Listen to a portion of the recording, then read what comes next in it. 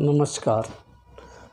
Management के concept and fundamental के बारे में कुछ डिस्कशन करेंगे और जानेंगे कि एक्चुअली मैनेजमेंट क्या है और ये कैसे काम करता है। तो आज इसी के रिगार्डिंग में बहुत सारे पॉइंट है जो आज डिस्कस करेंगे कि मैनेजमेंट एक्चुअली कैसे काम करता है एक ऑर्गेनाइजेशन में। तो चलिए जानते हैं मैनेजमेंट की and concept organization. The people work together and coordinate their action to achieve the specific goal. A desired future condition that organization seeks to achieve. Management, the process of using the organization resources to achieve the organizational goal. ये सब कुछ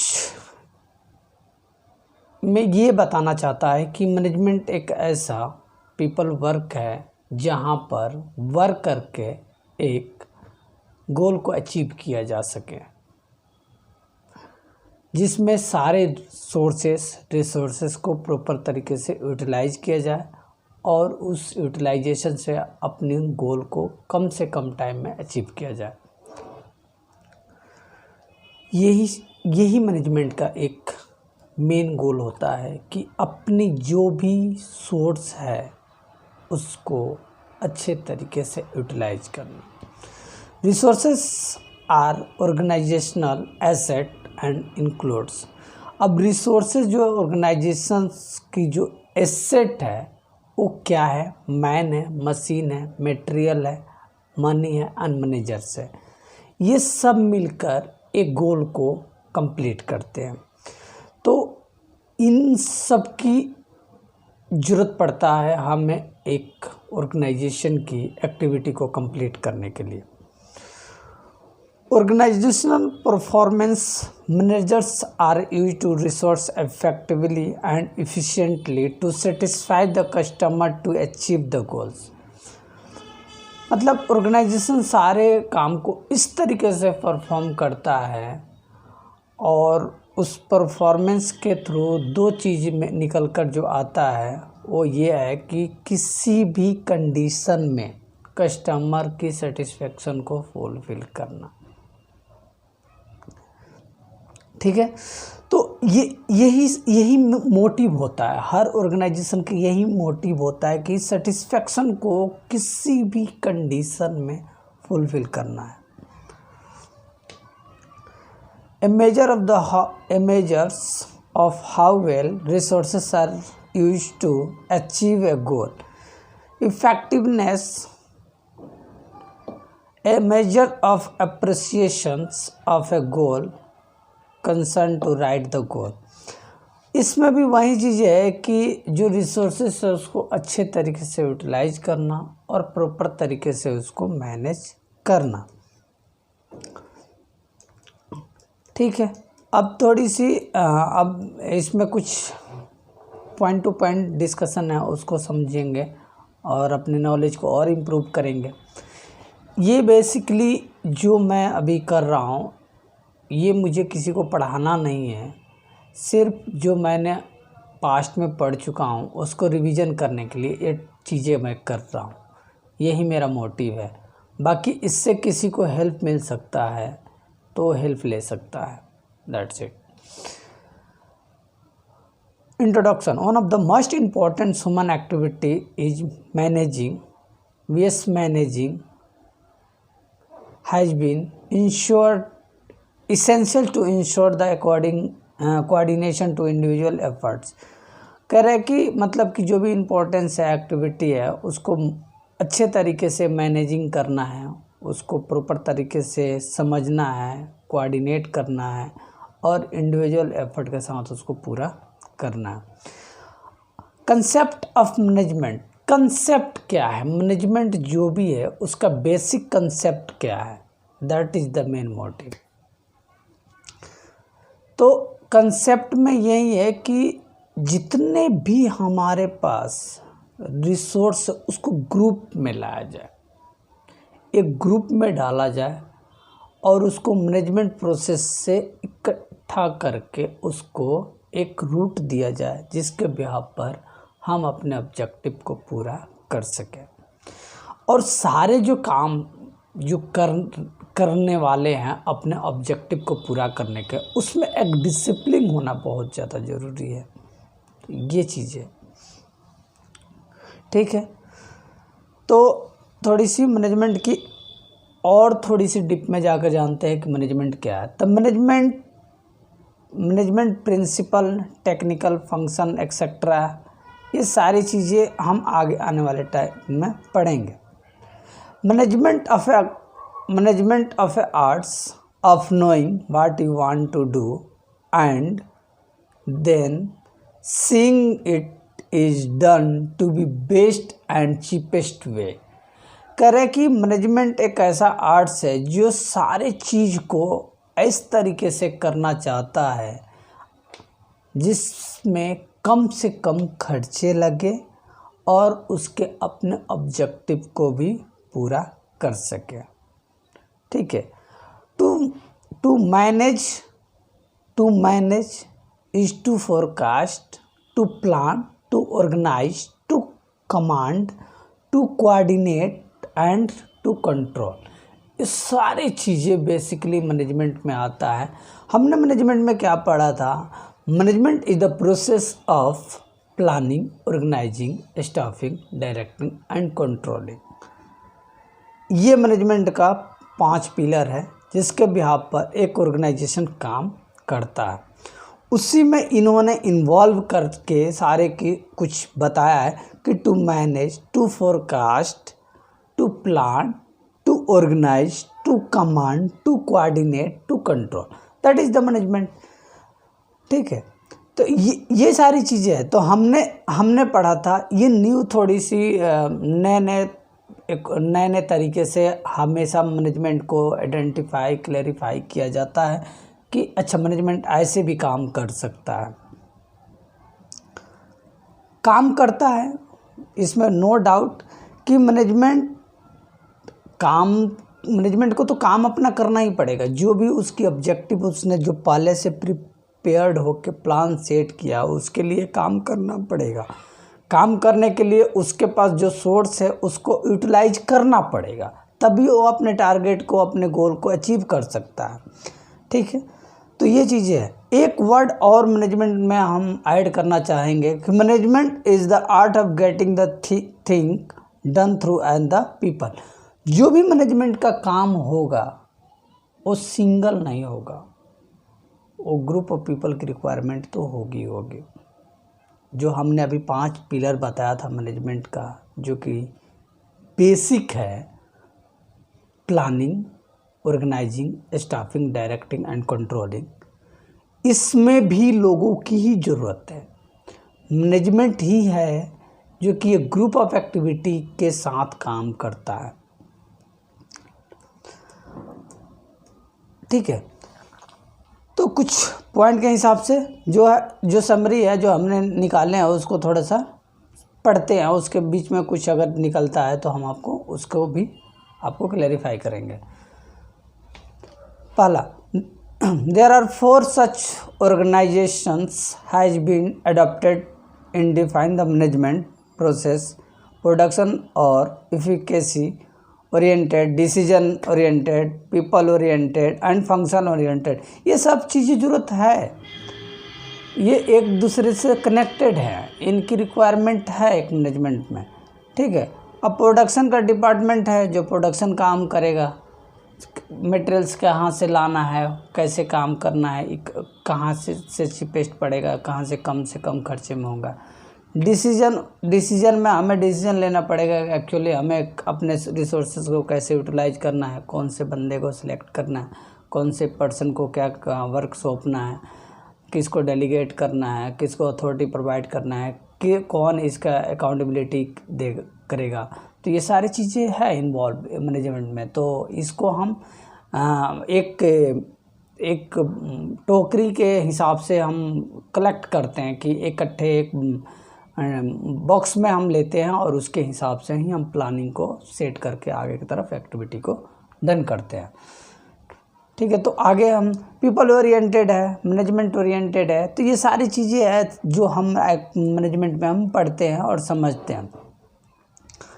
दूसरी चीज़ है, अब इसमें ये भी है कि एक मैनेजमेंट का स्कोप कहाँ तक है। तो मैनेजमेंट का स्कोप तो बेसिकली दो ही होता है, एक साइंस और एक arts. Management as a science, management as a arts.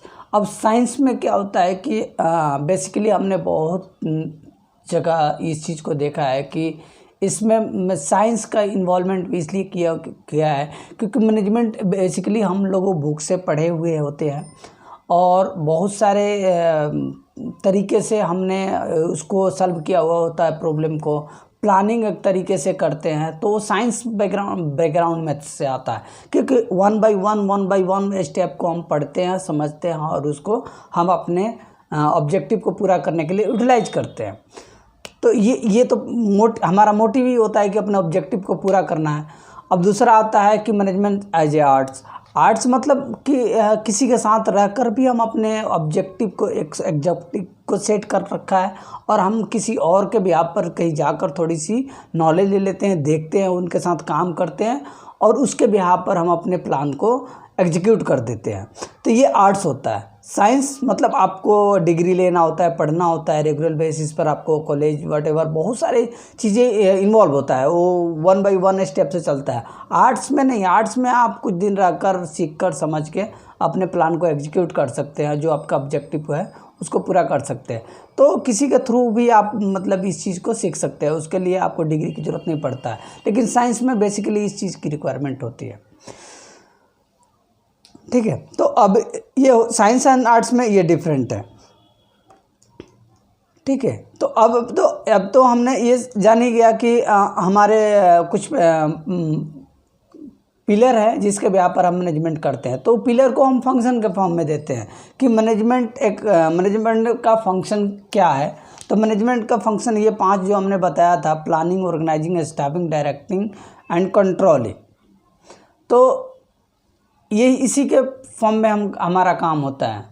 तो अगर हम इन सब को लेकर चलते हैं तो सबका अपना अपना वर्क होता है, उसको हम थोड़ा सा इसमें समराइज करेंगे।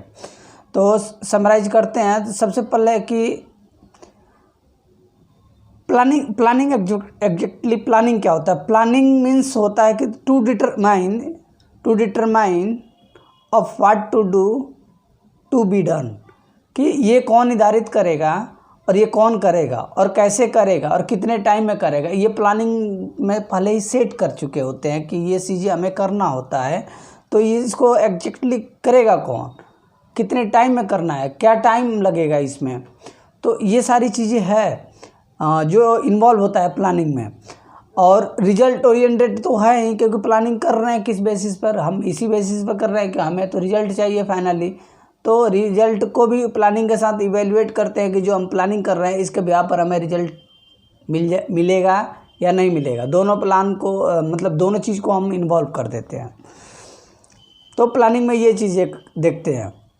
दूसरा आता है ऑर्गेनाइजिंग में ये देखते हैं कि अब भाई ऑर्गेनाइजिंग मतलब क्या, distribution of work to the people, कि हम अपने पीपल को वर्क को डिस्ट्रीब्यूट करेंगे और उसके बिहाफ पर उनसे काम लेंगे जो कि हमारे ऑब्जेक्टिव को पूरा करने में ये हेल्प करेंगे। That is the thing. तो अब इसमें हम ऑर्गेनाइजिंग में क्या करता है, organizing refers to the systematic arrangement of the different aspect of the business operation to achieve their plan and objective, कि डिफरेंट जो ऑब्जेक्टिव है हमारा उसको पूरा करने के लिए हमें डिफरेंट पर्सन को डिफरेंट अथॉरिटी को डिस्ट्रीब्यूट करना ही पड़ेगा। दैट इज़ द ऑर्गेनाइजिंग, कि अपना जो हमारे पास सोर्स है उस सोर्स को अलग अलग भागों में, डिपार्टमेंट में उसको हमें डिस्ट्रीब्यूट करना है और उसके हिसाब से हमें अपने को सेट करना है ताकि हम अपने गोल की तरफ प्रोसेस कर सकें। उसके बाद नेक्स्ट आता है स्टाफिंग। स्टाफिंग मतलब होता है कि अब तो हमने वर्क को तो डिवाइड कर दिया, बट कौन करेगा, किसके थ्रू ये डन होना है। तो उसके लिए staffing involves the man in the organization to structure through the proper and effective selection, appraisal and development of the personal to fill the role of desire to the structure. इसमें basically हम यही देखते हैं कि जो हमारे पास staff है उनको स्टाफ को उस काम को सौंप देना। जो काम हमने पहले से प्लान किया था उस काम में जो जो बंदा हमने सिलेक्ट किया है वो काम उन पर्सन को शिफ्ट कर देना है कि ये आपको ये काम करना है। उसमें बहुत सारी चीज़ें होता है, उसमें मोटिवेशन होता है, अप्रेजल होता है, डेवलपमेंट होता है, बहुत सारी चीज़ें होता है। ठीक है, तो ये डिज़ाइन कर दिया है हमने कि ये आप करोगे, ये आप करोगे, ये आप करोगे, ये आप करोगे, उसके हिसाब से हमने उस चीज़ को कर दिया। नेक्स्ट आता है डायरेक्टिंग। डायरेक्टिंग में मैनेजर्स का काम जो होता है, जो मैनेजर्स होते हैं कंपनी का, उनका काम क्या होता है? Determine the direction, the state to clear the vision and the employ to follow. मतलब कि जो हमारा विजन है, जो हमने सोच रखा है, उसको पूरा करना है एक लिमिटेड टाइम में। यही हमारा मोटिव होता है। तो डायरेक्टिंग में हमने डायरेक्शन देना है पर्सन को कि आपको ये काम इस तरीके से करना है और इतने ही दिन में ये काम को कंप्लीट करना है। ठीक है, तो ये डायरेक्शन में आता है।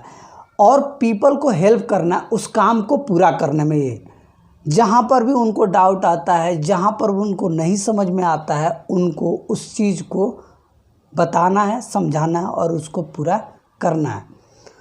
ठीक है, नेक्स्ट आता है जो लास्ट है वो है कंट्रोलिंग।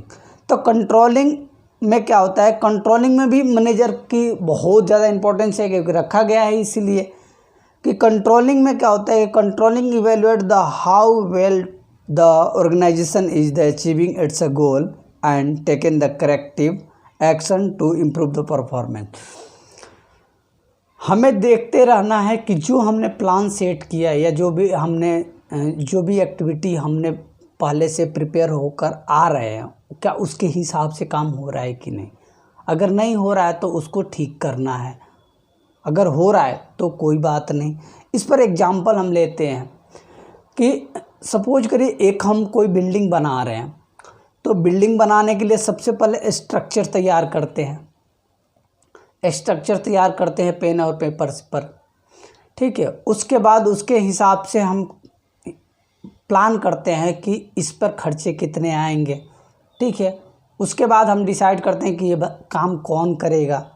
ठीक है, तो ये सारे चीज़ें हम लोग एक पेन और पेपर पर किए हुए प्लान के अकॉर्डिंग चलते हैं। और इसमें कितनी कॉस्ट लगेगा, कितना टाइम लगेगा, कौन करेगा, कैसे करेगा, इसमें क्या दिक्कतें आ सकता है, क्या परेशानियां हो सकता है। हमारा ऑब्जेक्टिव क्या है कि एक बिल्डिंग को तैयार करना है, हमारा ऑब्जेक्टिव होता है। तो ये सारी चीज़ें जो होता है एक मतलब कि स्ट्रक्चर फॉर्म में होता है और उसको हम पूरा करने के लिए अपनी पूरी सोर्सेज को यूटिलाइज करते हैं। ठीक है, तो ये चीज़ें होता है। दूसरी चीज़ें है कि इसके बीच में कोई अगर प्रॉब्लम होता है, बहुत सारी चीज़ें प्रॉब्लम होता है, एक ऑब्जेक्टिव को पूरा करने में बहुत सारे प्रॉब्लम होता है, तो उस प्रॉब्लम को भी सॉल्व करने के लिए हमें अपने आप को सेट करके रखना है कि अगर प्रॉब्लम आता है तो उसका सॉल्यूशन निकालने के लिए हम पहले से प्री प्लान होना चाहिए कि ये समस्या बीच में आ सकता है, तो इसके ठीक करने के लिए हमें क्या क्या चीज़ें और करना चाहिए। ठीक है, ये अपना मैनेजमेंट का एक पार्ट था जो बेसिक था, जो हमने आज थोड़ा सा समझा, थोड़ा सा पुराने चीज़ को रिवाइज किया कि मैनेजमेंट में ये जो 5 चीज़ें हैं, 5 चीज़ को हमने आज प्रॉपर तरीके से समझा और उसको समझने के लिए इसको आने वाले फ्यूचर में यूटिलाइज करेंगे अपने ऑब्जेक्टिव को पूरा करने। कोई भी बिजनेस, कोई भी पर्सन बिजनेस करता है तो उसके लिए ये सारी चीज़ें होना ज़रूरी है कि वो पहले से प्रिपेयर हो जाए कि वो क्या करने जा रहा है और वो कितने दिन में वो काम कर सकता है। उसको सबसे पहले पेन और पेपर पर ही लेकर उसको पहले प्लान करके उसके बाद उसको एग्जीक्यूट करना चाहिए। यही उसकी मेन ऑब्जेक्टिव होना चाहिए। वो छोटा बिजनेस करे या बड़ा बिजनेस करे, मैटर नहीं करता है, क्योंकि हर एक काम एक पर्सन की कामयाबी का एक हिस्सा होता है। तो वो सोच समझ के कोई भी डिसीजन ले। Thank you so much.